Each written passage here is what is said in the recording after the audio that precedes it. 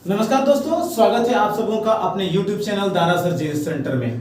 तो आज मैं आप लोगों के लिए दो चर वाले रैखिक समीकरण युग्म को कैसे हल कर सकते हैं उसको हम लोग लेकर आए हैं। तो जैसे क्या है, आप देखोगे कि झारखंड बोर्ड हो या बिहार बोर्ड हो, सभी बोर्ड में इनसे जो है ना ऑब्जेक्टिव और सब्जेक्टिव क्वेश्चन जो है ना पूछा जाता है। तो चलते हैं वीडियो में कि क्या है ये दो चर वाले रैखिक समीकरण। तो सबसे पहले आपको मैं बताना चाहूंगा कि चर और अचर, ठीक है ना, चर और अचर।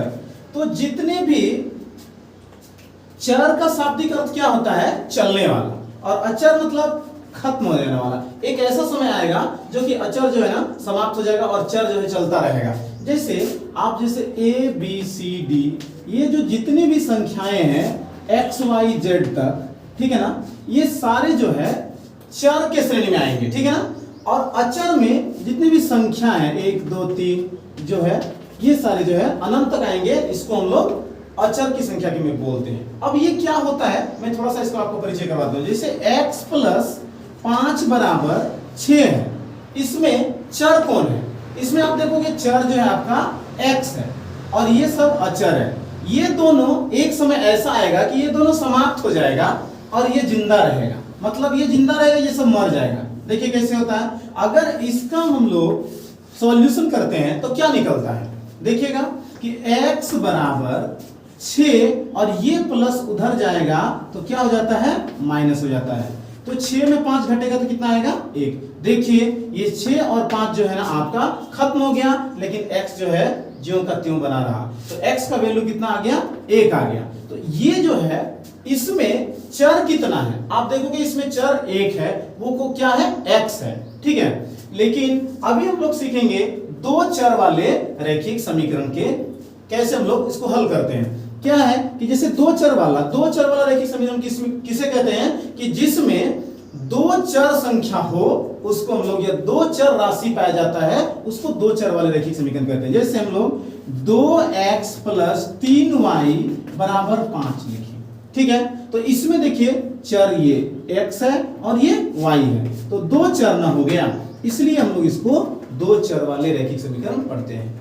अब आप इसको देखोगे कि इस प्रकार के जो क्वेश्चन है कैसे हल करते हैं। क्या होता है कि जैसे आप देखोगे कि 2 कुर्सी और 1 मेज का दाम 500 रुपया है, ठीक है। तो 3 कुर्सी और फिर 4 मेज का दाम 800 रुपया है, तो 1 मेज और 1 कुर्सी का दाम क्या होगा? इस प्रकार के जो क्वेश्चन है, प्रॉब्लम है, उनको सॉल्व करने के लिए हम लोग इन जो दो चर वाले रैखिक समीकरण का यूज करते हैं। तो चलते हैं, इनमें आपको देखना है कि 3 कंडीशन मिलता है, ठीक है ना। वो 3 कंडीशन क्या है उनको आप देखोगे तो आपको ऑब्जेक्टिव में और सब्जेक्टिव में भी आपको देखने को मिलता है, और ये निश्चित आता है दोस्तों, आप ध्यान रख लेना, पक्का आएगा आपका एग्जाम में।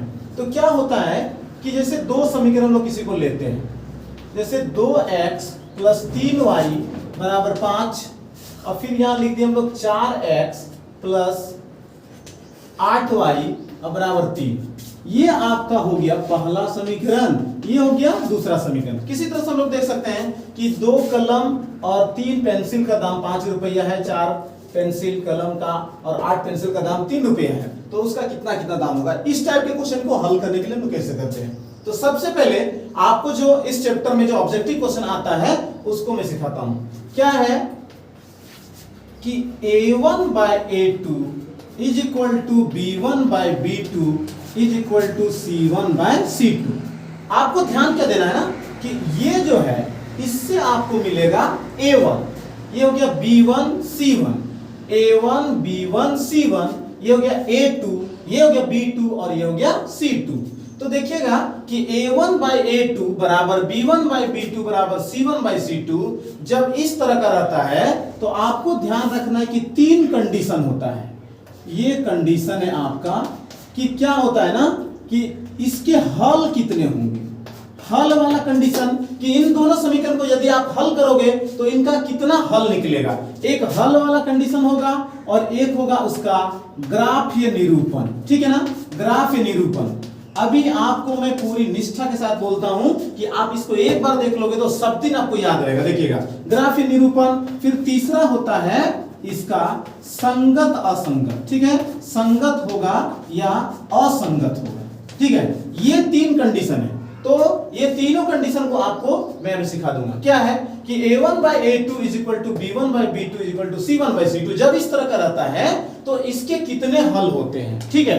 तो ध्यान रखना है कि जब तीनों का तीनों बराबर हो जाए, यहां पर देखिए दोनों जगह बराबर मिल जाएगा, तो आपका जो इसका हल होगा वो पहला कंडीशन होगा अपरिमित रूप से अनेक हल, ठीक है। अपरिमित रूप से इसके अनेक हल होंगे, अनेक हल। मतलब कहने का अर्थ हुआ कि जब देखिए ये a1 है, ये a2 है, तो ये दोनों को बट्टा करेंगे 2/4, 3/8 और 5/3। क्या ये तीनों आपस में बराबर तो नहीं ना होगा? तो देखिएगा क्या होगा कि जब ऐसा होगा तो ये तीनों का जो है अपरिमित रूप से अनेक हल होगा। एक कंडीशन हो गया।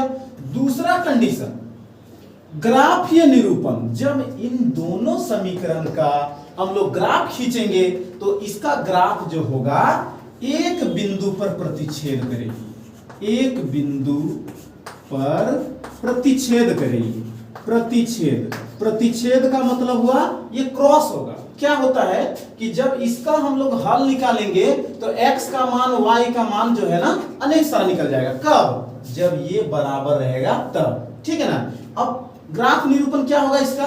जब इसका हम लोग ग्राफ खींचेंगे तो ग्राफ आप देखोगे इस तरह होता है, इधर x होता है प्लस, इधर माइनस, इधर y प्लस, इधर y माइनस, या 0 होता है। तो जब इसका हम लोग ग्राफ खींचेंगे ना तो इसका हो जाएगा, सॉरी यहाँ पे एक बिंदु पर प्रतिच्छेद नहीं होगा बल्कि इसमें हो जाएगा एक समपाती रेखा हो जाएगा, समपाती, ठीक है ना। समपाती रेखा, मैं इसको ध्यान रख रहा था, ये क्वेश्चन में ऐसे ही उदाहरण दिया था, ठीक है।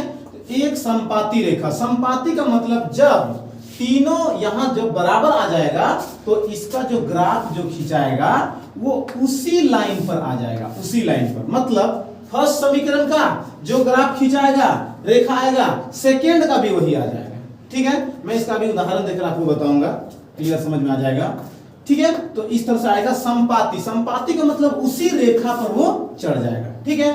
तीसरा कंडीशन आपका है संगत अथवा असंगत। तो देखिएगा ये बहुत आसान लगेगा कि जैसे a1 by a2 is equal to b1 by b2 is equal to c1 by c2, जब इस तरह का रहेगा तो तीनों जब बराबर आ जाएगा तो ये आपका हो जाएगा संगत, ठीक है। कैसे संगत होगा? तीन दोस्त हैं, अब वो तीनों दोस्त कहीं जाना चाहते हैं कि वो क्लास से निकले और तीनों को जाना है मार्केट घूमने के लिए। जब तीनों मार्केट जाना चाहते हैं तो जैसे मार्केट में तीनों का जवाब यस आता है कि हाँ हम लोग चलेंगे, तो वो क्या होता है, तीनों एक साथ ना जाते हैं। इसलिए जब तीनों एक साथ जाते हैं तो संगत हो गया, ठीक है। कभी ऐसा कंडीशन मिलता है कि जब दोनों दो जाते हैं एक नहीं जाते हैं, तो वो हो गया आपका असंगत। तो आपको ध्यान रखना है कि जब संगत असंगत का पूछा जाए तो यहाँ पर जब तीनों बराबर मिल जाएगा यहाँ पर तो आपका क्या हो जाएगा, संगत, ठीक है। तो ये कंडीशन आपका आता है, ठीक है। अभी मैं आपको दूसरा उदाहरण देता हूं, ठीक है। अभी आप देखेंगे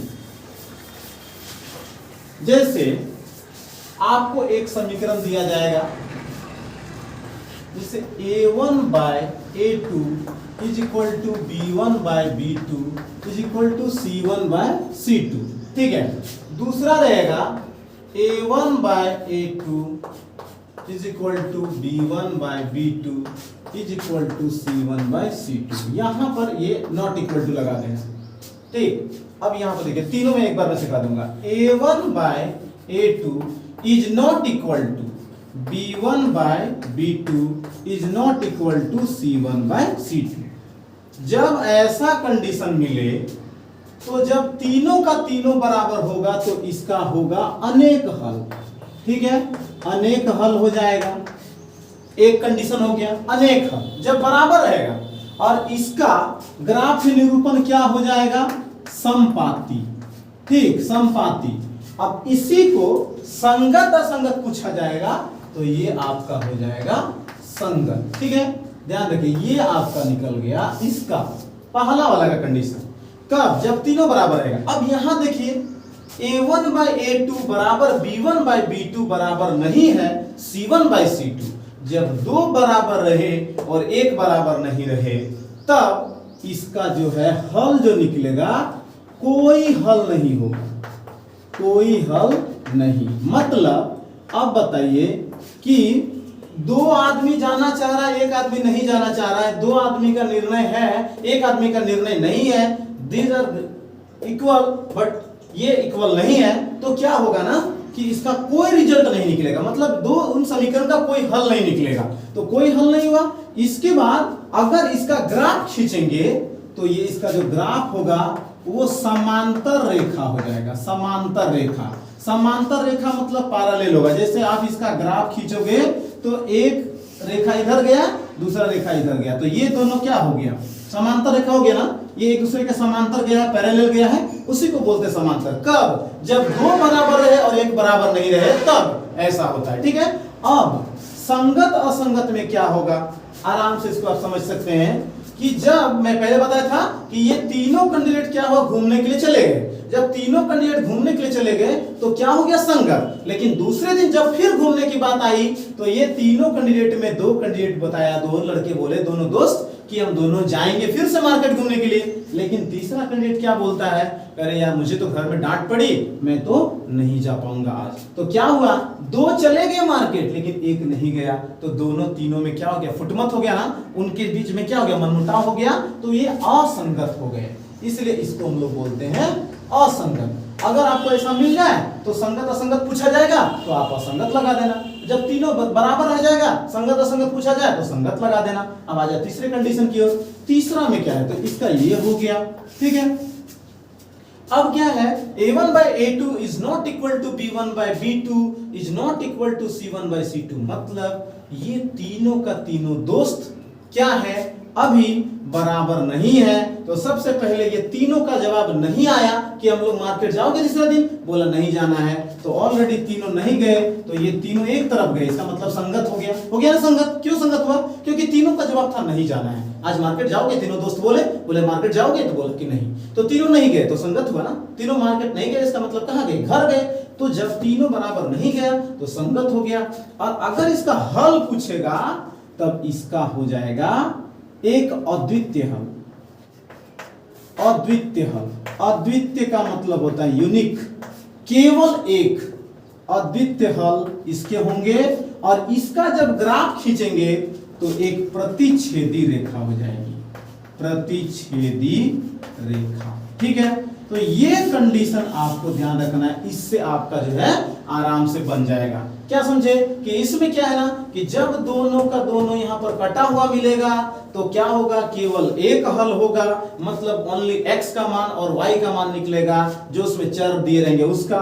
और उसका जब हम लोग ग्राफ खींचेंगे ज्यादातर आपको इसी का यूज मिलेगा, ठीक है ना। तो जब आप ग्राफ खींचोगे ना तो इसका ग्राफ आपको क्या मिलेगा, एक प्रतिच्छेदी रेखा, मतलब एक यहां पर गया और एक इधर से कटा, तो इसका आंसर यहां पर आपको मिल जाएगा।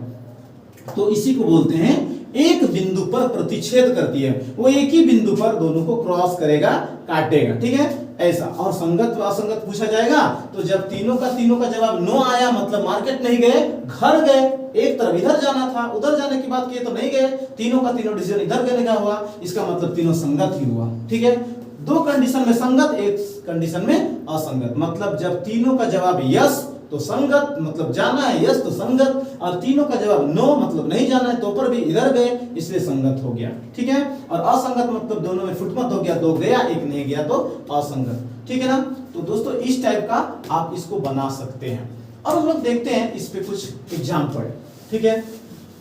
देखते हैं आपको एग्जाम में रियल में क्या पूछा जाता है, कैसे पूछा जाता है, देखना अभी आप तुरंत कर लोगे, ठीक है ना। देखिए जैसे आपको दिया जाएगा 2x प्लस 3y बराबर यहां दिया 4, यहां लिख दिया 3x प्लस 5y बराबर यहां दे दिया 3, ठीक है, का समीकरण संगत अथवा असंगत है, असंगत है, ऐसा क्वेश्चन दिया जाएगा। तो आप क्या करेंगे, तुरंत बना लेंगे। ये क्या है आपका a1 है, a1 बराबर 2, b1 बराबर 3, ध्यान रखना है x y सब चर को नहीं लिखना है, सिर्फ अचर को लिखना है। और c1 आपका हो गया 4, a2 हो गया ये वाला 3, b2 हो गया आपका 5 और c2 बराबर हो गया 3, आपको बटा कर देना है a1 बाई a2। ध्यान रखिए ये दोनों को बटा कर दिए, 2/3 बराबर ये वाला दोनों 3/5, फिर बराबर करना है 4/3। अब बताइए कि 2/3 और 3/5 क्या बराबर है? नहीं है, ये कट गया। 3/5 और 4/3 बराबर है? नहीं है, कट गया। अब बताइए कि a1 बाई a2 क्या आया? a1 by a2 is not equal to b1 by b2 is not equal to c1 by c2। अभी मैं लिखाया था आपको कि जब तीनों का तीनों डिसीजन नहीं आया, मतलब नहीं जाना है, तो तीनों नहीं जा रहे हैं, तो आपका क्या हो जाएगा? संगत। ठीक है, ये आपका हो गया संगत। तो इसका ऑप्शन में आपको जहां पर भी दिखेगा संगत, तो आप उसमें लगा देना। ठीक है, आपको इतना लंबा चौड़ा बनाने की जरूरत नहीं है, डायरेक्ट इसको आराम से आप कर सकते हो। क्या करना है, सिर्फ देखिए, तुरंत आप चुटकी में शॉर्ट में तुरंत देख से ही आप बना लोगे। क्या करना?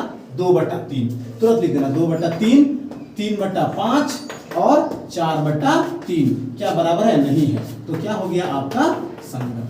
बस ऐसे कर देना है। देख लेना कि तीनों जगह, दोनों जगह कट गया, मतलब जवाब उनका नहीं है, नहीं जा रहा है, तो क्या हो गया?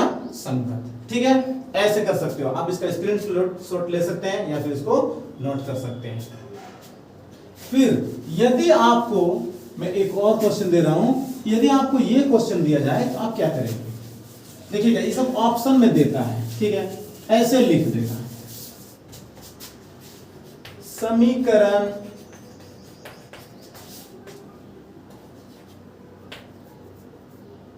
a1 bye a2 is not, ऐसे लिख देगा। इसको छोड़ करके आपको डायरेक्ट लिख करके 2x प्लस 3y बराबर 8 एवं 4x प्लस 6y बराबर 16 के ग्राफ्य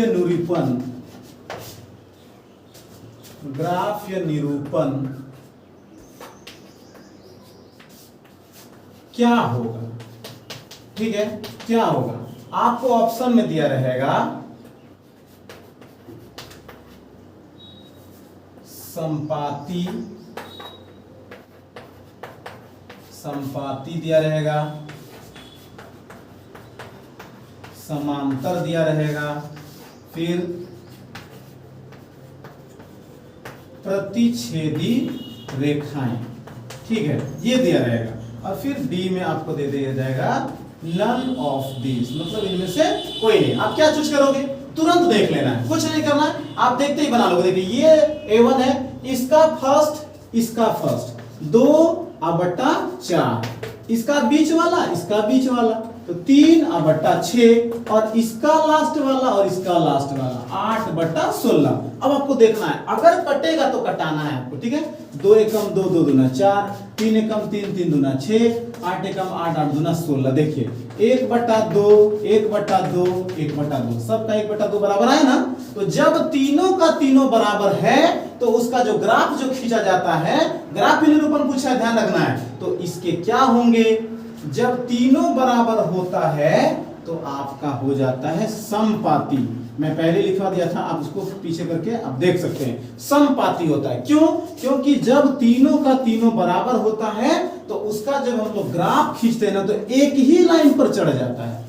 फर्स्ट इक्वेशन का जो रेखा खिंचाएगा ना, वही सेकेंड इक्वेशन का भी खींचा जाएगा। ठीक है, इसलिए उसको क्या बोलते हैं? समपाती। समपाती मतलब उसी पर चढ़ जाएगा, समांतर मतलब पैरेलल होगा, जैसे ट्रेन की पटरी आप देखते हो वो हो जाएगा, और एक बिंदु पर प्रतिशत मतलब इस तरह से क्रॉस हो जाएगा। ठीक है ना, कटेगा। तो आपको ध्यान रखना है, जैसा क्वेश्चन वैसा आपको आंसर देना है। संगत असंगत पूछेगा तो वो जवाब देना है, समांतर और ग्राफीय निरूपण पूछेगा तो ये जवाब देना है। इसके बाद हल पूछा जाता है, एक वो भी मैं आपको बता देता हूं। ठीक है, अब इसको स्क्रीनशॉट ले सकते हैं। अब आपको हल वाला क्वेश्चन पूछा जा सकता है, तो कैसे करेंगे? अगर आपको दिया रहे कि आपके कितने हल होंगे, डायरेक्ट ऐसे लिख दिया जाएगा। देखिए ऐसे लिखेगा, समीकरण युग्म 4x प्लस 3y बराबर 9 एवं 2x प्लस 5y बराबर 10 के कितने हल होंगे? कितने हल होंगे? ऑप्शन में आपका रहेगा अनेक हल, अनेक हल, इसके बाद दिया रहेगा अद्वितीय हल, अद्वितीय हल। तीसरा में आपका दिया रहेगा कोई हल नहीं, कोई हल नहीं। और चौथा में आपका दिया रहेगा नन ऑफ दिस, मतलब इनमें से कोई नहीं। अब बताइए इसका क्या होगा, आप आराम से बना सकते हैं, तुरंत देख लेना है। इसका फर्स्ट, इसका फर्स्ट 4/2 बराबर, इसका बीच में कौन है 3 और इसका बीच में कौन है 5, 3/5। इसका लास्ट, पहला समीकरण का लास्ट और दूसरा समीकरण का लास्ट 9 और 10, 9/10। देख लेना है, कटेगा तो कटा देना है, ठीक है। 2 एकम 2 और 2 दूना 4, आ गया आपका 2/1, 3/5 और 9/10। नहीं कटेगा, 2/1 और 3/5 कोई बराबर है नहीं है, ये कट गया। 3/5 और 9/10 बराबर नहीं है, ये भी कट गया। जब तीनों का तीनों कट जाता है और उसका हल पूछा जाता है तो क्या होता है कि इसका एक यूनिक हल होता है। तीनों का डिवीजन 9 होता है, एक यूनिक हल मतलब अद्वितीय हल होगा इसका। कहने का अर्थ है कि जब आप इन दोनों समीकरण को हल करोगे किसी विधि से, मैं आगे बताऊंगा आपको विलोपन विधि से हल करने का, ब्रजगुणन विधि से हल करने का, ठीक है, प्रतिस्थापन विधि से हल करने का। जब उन सभी विधियों को मैं हल करने के लिए बताऊंगा तो आप निश्चित रूप से आराम से सीख जाओगे। तो क्या होगा ना, इन दोनों समीकरण को यदि हम लोग हल करते हैं तो उसका रिजल्ट एक यूनिक हल आएगा, मतलब इसमें x का कुछ वैल्यू आएगा और एक y का वैल्यू आएगा, ठीक है ना। तो इस तरह से ऑब्जेक्टिव क्वेश्चन जब आएगा तो आप ऑब्जेक्टिव क्वेश्चन को फतह कर दोगे और आराम से बना लोगे। तो स्टूडेंट्स आपका जो है ना निश्चित रूप से आज कुछ नंबर आप पक्का कर लिए और आपको एग्जाम में ये निश्चित रूप से देखा जाएगा। तो आपको ध्यान से पढ़ना है, वीडियो बहुत लंबा हो जाता है, इसलिए मैं इस चैप्टर के नेक्स्ट जो जितने क्वेश्चन हैं उन क्वेश्चन को नेक्स्ट वीडियो में लेकर के आऊंगा। तो अगर आप मेरे चैनल में नए हो या फर्स्ट व्यूअर हो तो आप मेरे चैनल को सब्सक्राइब कर लें तथा बेल आइकन को प्रेस कर लें ताकि नेक्स्ट अपलोडेड वीडियो आप तक पहुंचे। और साथ ही आपको मैं इसी तरह से पूरे चैप्टर वाइज जो है ना क्लास 10 के मैथ को सही तरीके से पढ़ाऊंगा ताकि आप जो है ना पढ़ करके बहुत ही अच्छा महसूस करेंगे। Thank you.